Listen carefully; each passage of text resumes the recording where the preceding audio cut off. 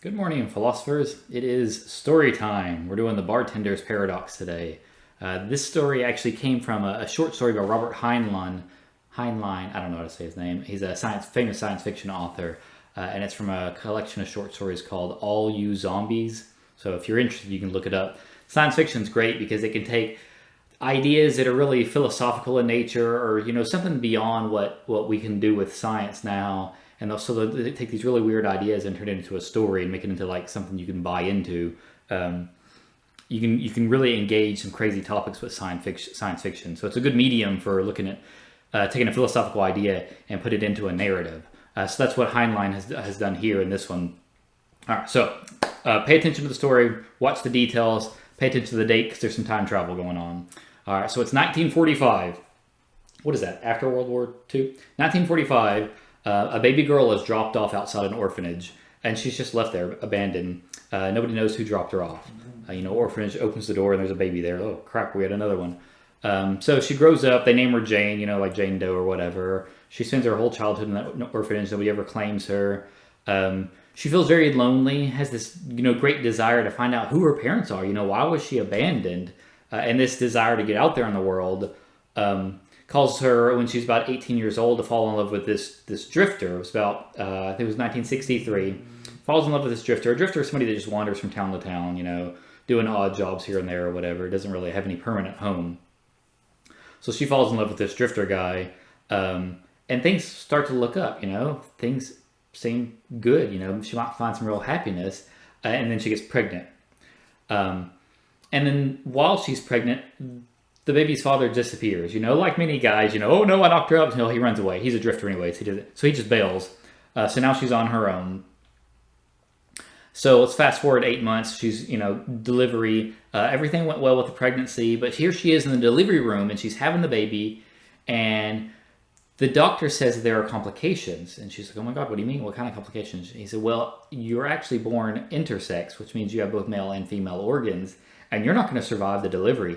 The only way you will survive is if we do a sex change operation at the same time. So now Jane is John, and John just had a baby and is a new mama, which is crazy confusing.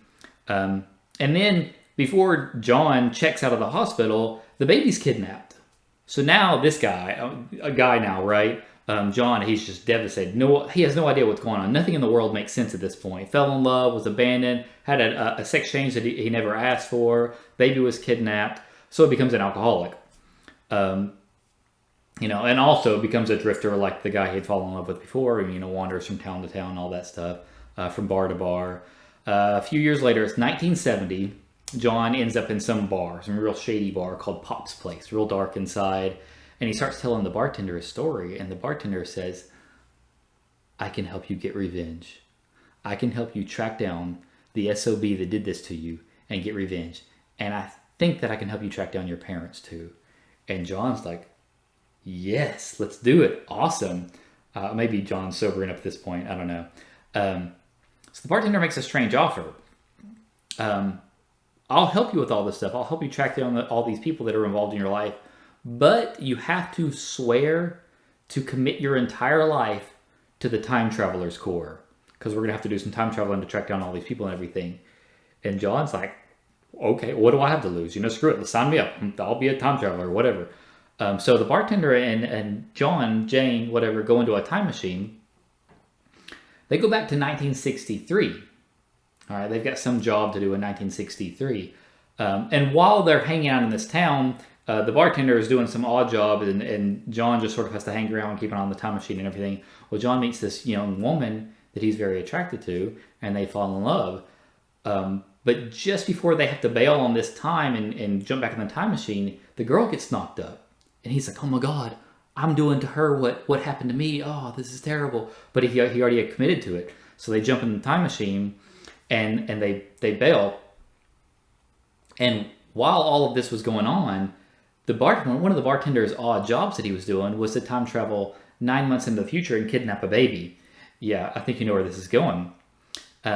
So they hop in the time machine together, and suddenly the bartender's got this baby, and he's like, hey, my mission was to take this baby back to this orphanage. I'm supposed to drop this baby off at an orphanage. So they travel back to 1945, and they drop this baby off at this orphanage, and they go back.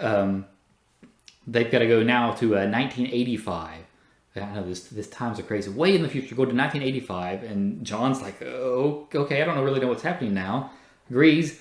Goes to 1985, and now John has to sign the contract for the Time Travelers Corps.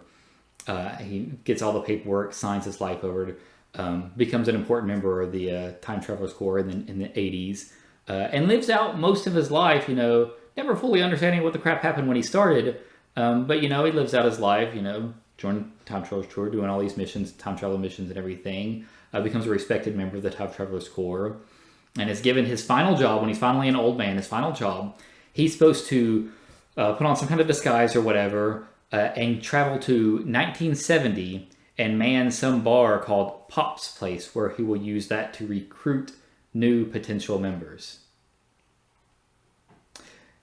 Yeah, that's the story, and that's insane. At first, you're like, oh my god, that means that he married himself and got himself pregnant. But it gets worse, because when you think about it, that baby that they kidnapped and then dropped off was also himself. But then you take one step further, the bartender was also him. Every character in the story was the same person. So then where did the story start? And the big argument, the goal here, is to call the whole concept of time travel into question. They do all these science fiction movies, Butterfly Effect and stuff like that, and alternate realities, where they do these time loops and all that Doctor Who stuff.